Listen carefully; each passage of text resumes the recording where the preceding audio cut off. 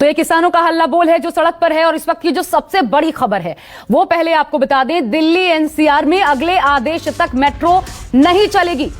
ये समझ लीजिए, क्योंकि अंबाला में किसानों का उग्र प्रदर्शन हो रहा है। जगह जगह पर किसान आंदोलनरत हैं, बैरिकेडिंग तोड़ दी गई है किसानों द्वारा। यहां तक कि इन किसानों ने बैरिकेड्स को उठाकर नदी में फेंक दिया। पुलिस को वाटर कैनन का इस्तेमाल करना पड़ा, आंसू गैस के गोले भी छोड़ने पड़े।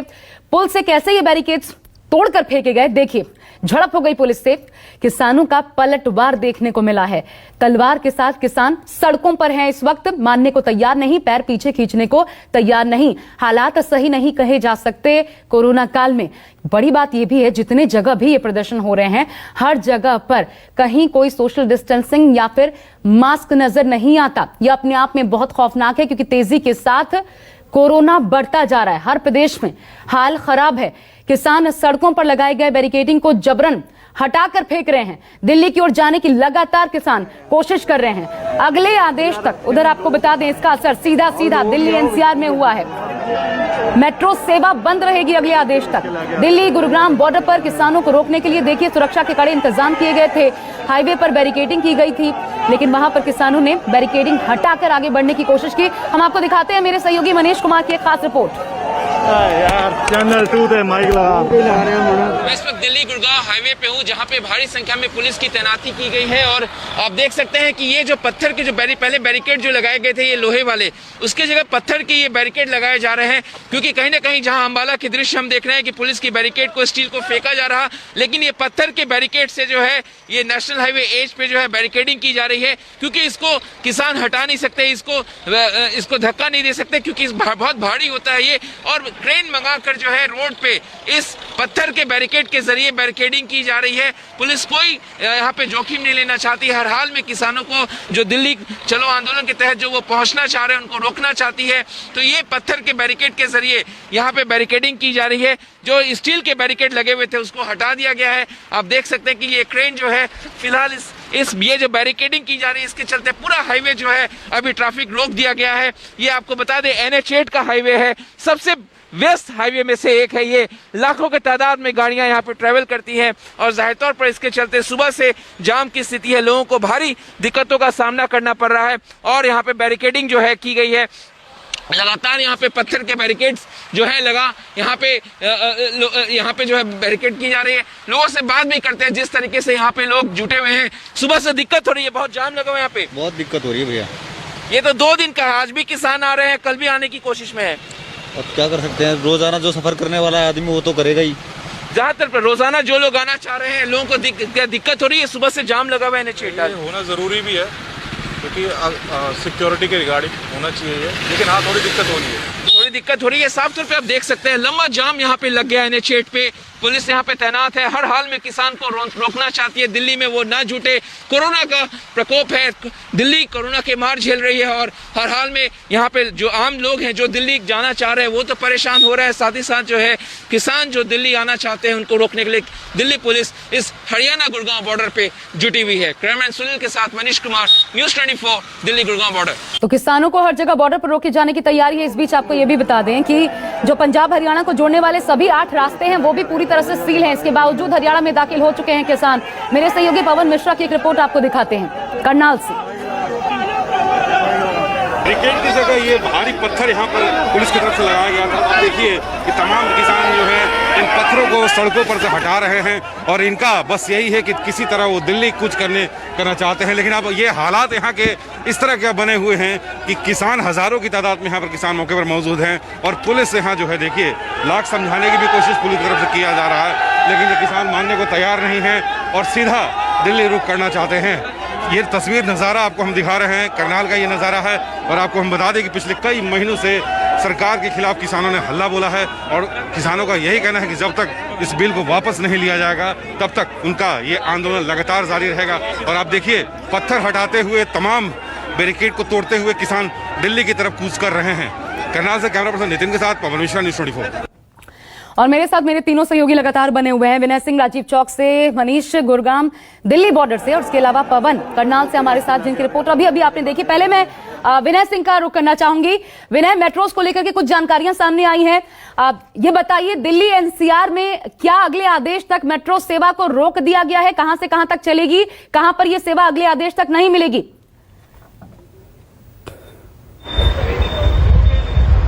देखिए, जिस तरीके से आशा किसानों का आक्रोश देखते हुए दिल्ली मेट्रो ने अगले आदेश तक मेट्रो बंद कर दिए, लेकिन कहां बंद किए ये बड़ी बात है। दिल्ली में एंट्री करने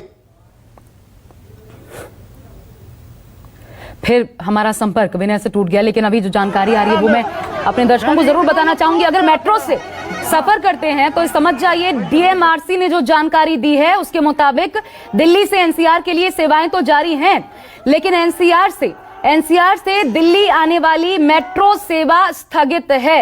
विनय सिंह मेरे साथ जुड़ गए हैं एक बार फिर। विनय, जल्दी से स्पष्ट कीजिए।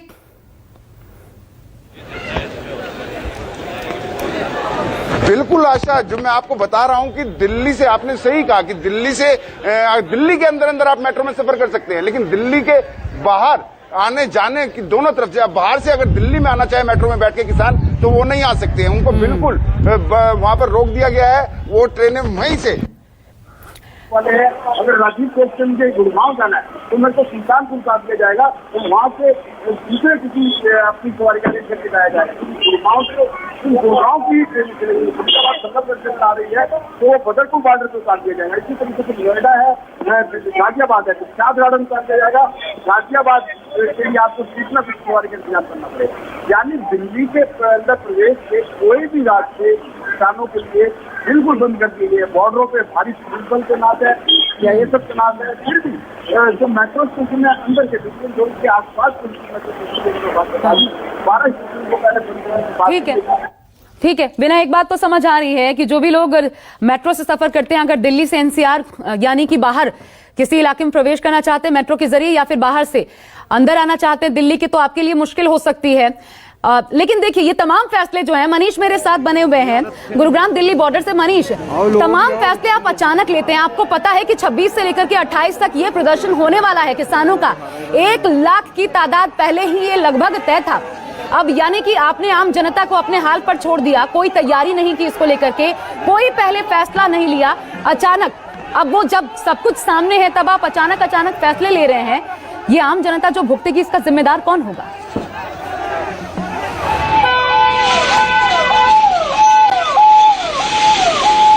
आशा, आम जनता किस तरीके से परेशान है। एक एम्बुलेंस मैं आपको दिखाना चाहूंगा। ये एम्बुलेंस जो है यहाँ से मेन सड़क से हटके जो है ये जा रही है। इस तरीके की कई एम्बुलेंस हमने देखा कि वो फंस गई इस भीड़ में और उनको दिक्कतों का सामना करना पड़ रहा है। आपने पूछा कि इसको लेकर क्या किया गया। आपको बता दें, कृषि सचिवों के साथ पंजाब से किसान आए थे वो बात करने के लिए। हालांकि उस बैठक का कोई नतीजा नहीं निकला, क्योंकि उस बैठक में कृषि मंत्री नहीं थे। तो किसानों ने कृषि मंत्रालय के सामने धरना प्रदर्शन करने लगे और सरकार के खिलाफ नारेबाजी करने लगे। उनको मनाकर पंजाब भेजा गया। इसके बाद दोबारा जो है इन तमाम किसानों ने ऐलान किया 27 अक्टूबर को कि वो दिल्ली चलो आंदोलन करेंगे। इसके बाद सरकार जो है तमाम किसानों को बुलाती है विज्ञान भवन में, दिल्ली के विज्ञान भवन में। कृषि मंत्री, रेल मंत्री उनके साथ 8 घंटे बैठक करते हैं, सुबह 11 बजे से लेकर शाम 7 बजे तक। उनको मनाया जाता है। कृषि कानून उनके पक्ष में, किसानों के पक्ष में है। एमएसपी सरकार खत्म नहीं करेगी, यह आश्वासन दिया जाता है। तो सरकार कहते हैं कि किसानों ने सरकार से कहा कि आप एमएसपी को कानूनी अमली जामा क्यों नहीं पहना देते कि किसान अपनी उपज जो है एमएसपी पे बेच सके, इसको कानूनी अमली जामा दे दीजिए।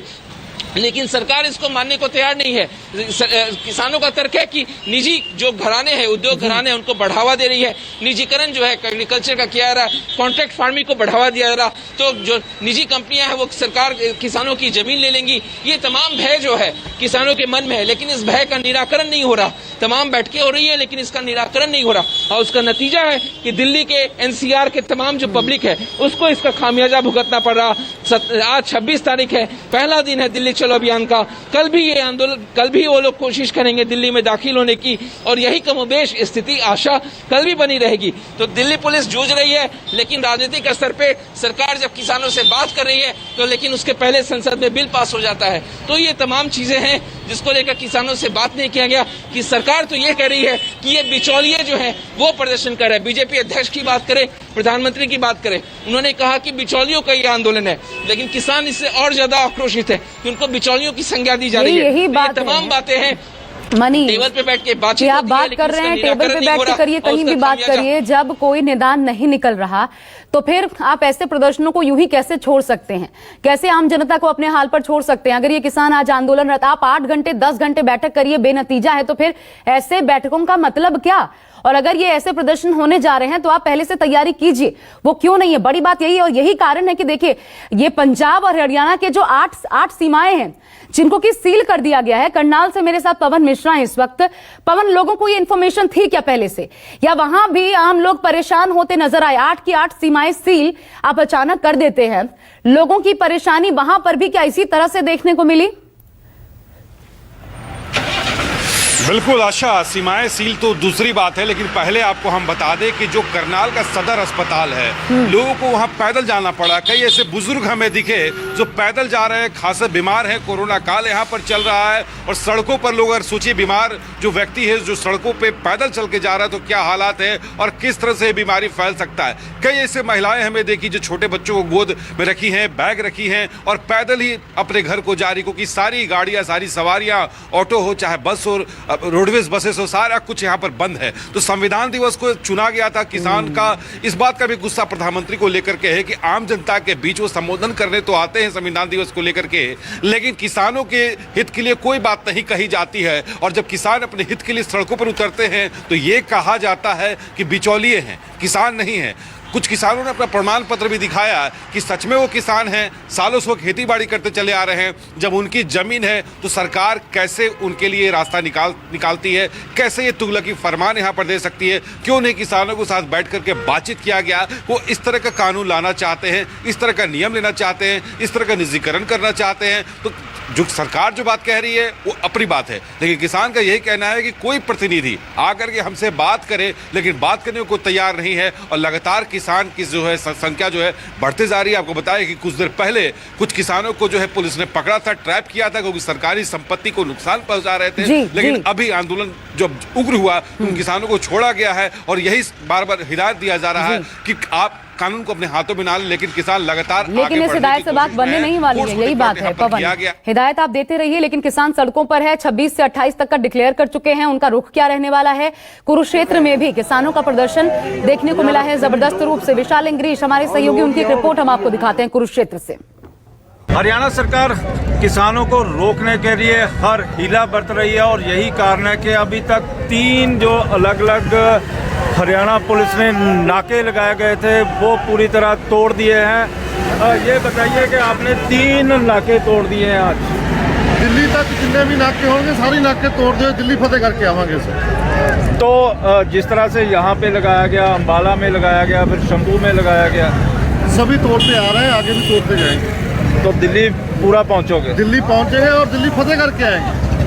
इसी तरह आप देख सकते हैं कि किस तरह से जो हरियाणा पुलिस है यहाँ पे लगी हुई थी। बेशक फायर ब्रिगेड की गाड़ियाँ थी, वाटर कैनन का इस्तेमाल किया गया, लेकिन किसानों ने उसके ऊपर कब्जा करने के बाद जो वाटर कैनन किसानों के लिए इस्तेमाल की जानी थी वो पुलिस के ऊपर इस्तेमाल की। और इसी तरह बेशक जो ट्रक थे या दूसरी गाड़ियाँ उनको अलग अलग रास्तों से होते हुए धीरे धीरे धकेलने के बाद रास्ता खोल दिया गया है, और जो काफिले हैं लगातार ही दिल्ली की ओर बढ़ते चले जा रहे हैं। और अब कुरुक्षेत्र में ये एंटर कर चुके हैं, कुरुक्षेत्र के बाद करनाल में ये एंटर करेंगे। और आप देख सकते हैं कि किस तरह से जो काफिले थे धीरे धीरे कुरुक्षेत्र की सीमा में आए, और लगातार ही जो काफिले हैं वो बढ़ते चले जा रहे हैं। कैमरामैन इंद्रजीत के साथ विशाल इंग्लिश, न्यूज़ 24 कुरुक्षेत्र। तो 2